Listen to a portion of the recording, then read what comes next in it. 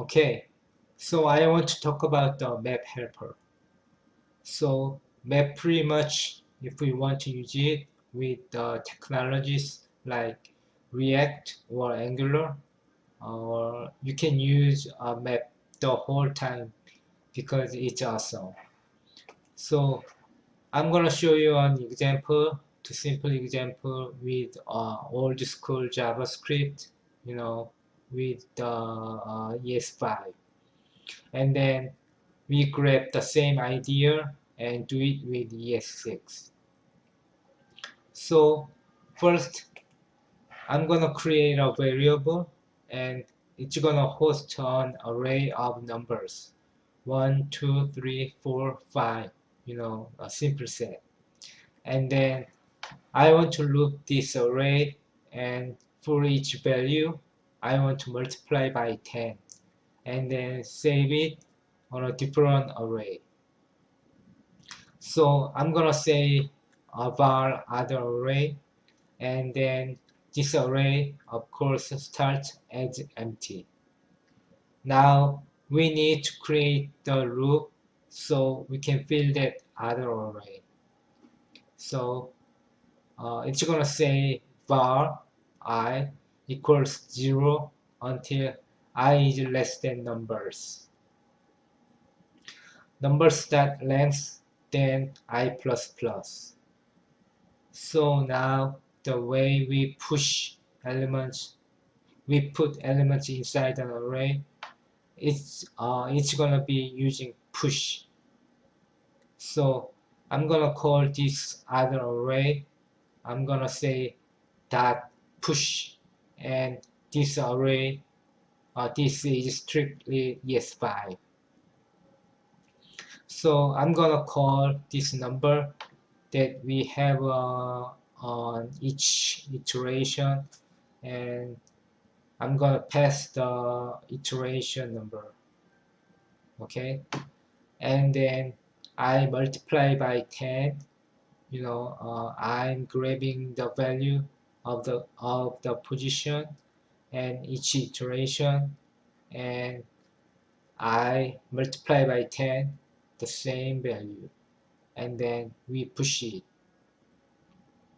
And if I console out the other array, and then other array, we get all the results multiplied by 10. Good, we know this. So now, how to do with this map? Are gonna delete all of this because we don't need it for now.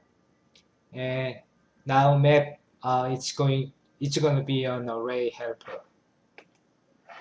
So with map, you can loop arrays of data. You can use it for something else. It's only for looping arrays of data. So first, and one of the best features of map is that you don't need to create an empty variable for this. Whenever you use map, you can just use it inside the variable since we are using ES6. I'm gonna say const numbers, and I'm gonna create const, and I'm gonna say other array, and it's a value of this. I'm just gonna run the map, and the map always returns an array. Whenever the map is done, it's gonna give you an array back with whatever information you want to get. So since we want to loop an array of data, first we need to make a reference to what we want to loop, just like that for each. And so now, how to do this with map? Are gonna delete all of this because we don't need it for now. And now map is gonna be an array helper. So with map, you can loop arrays of data, you can use it for something else. It's only for looping or arrays of data. So first, and one of the best features of a map is that you don't need to create an empty variable for this. Whenever you use a map, you can just use it inside a variable since you are using ES6. I'm gonna say const numbers and I'm gonna create const and I'm gonna say other array and each value of this. I'm just gonna run the map and the map always returns an array. Whenever the map is done, it's gonna give you an array back with whatever information you want to get. So since we want to loop an array of data, first we need to make a reference to what we want to loop, just like that for each, and say numbers dot, then we use the map keyword, and just like we did with for each.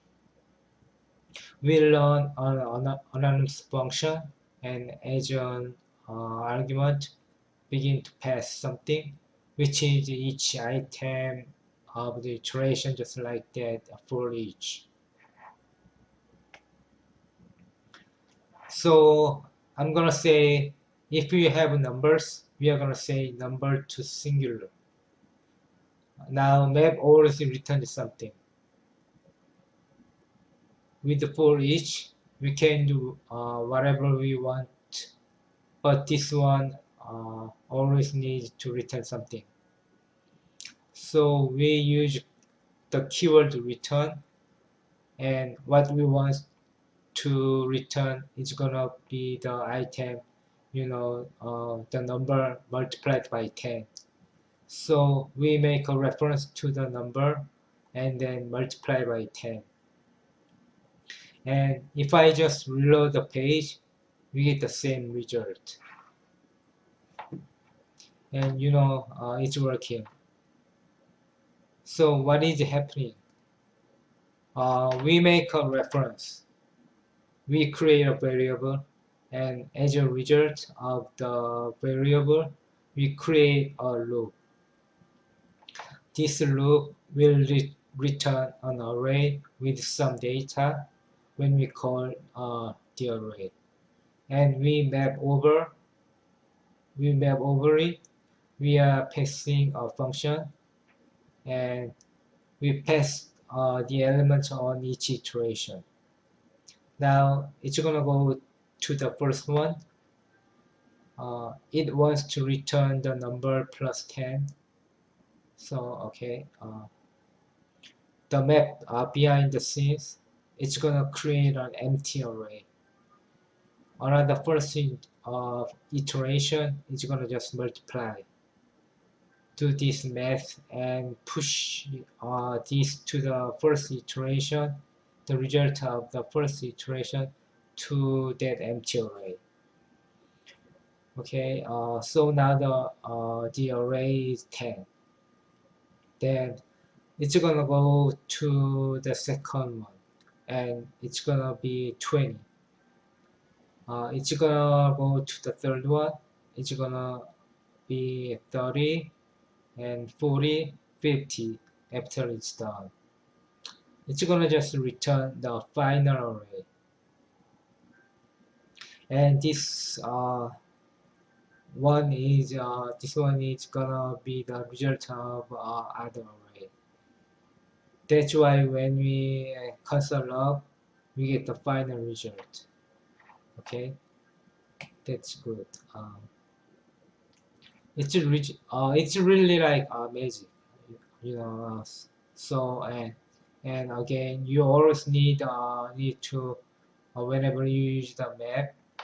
Actually, whenever you use code bring out in JavaScript, you always need to return a new array when you work with arrays. You never want to mutate the original array. because maybe later on your application you want to use this variable, and if you change it, maybe break your application.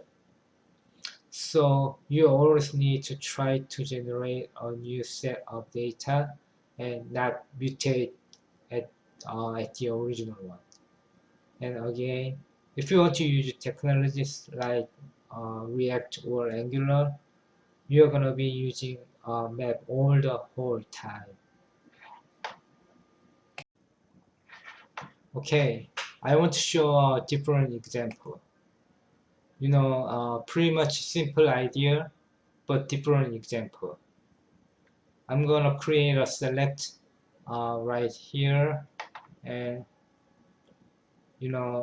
for the page get an empty select. So what I want to do, I want to use a list of users, just an array of data.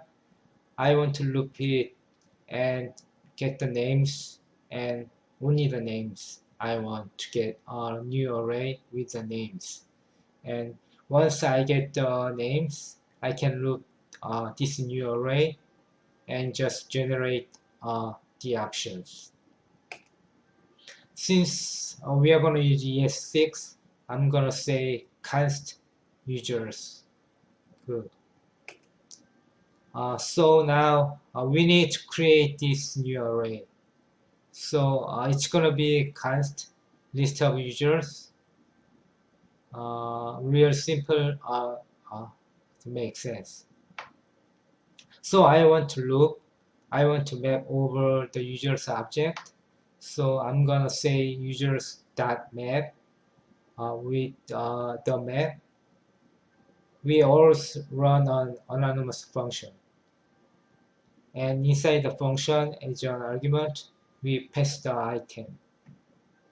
In this case, I'm gonna say user. Okay. With map, we also want to return something. So what we will return is gonna be the user.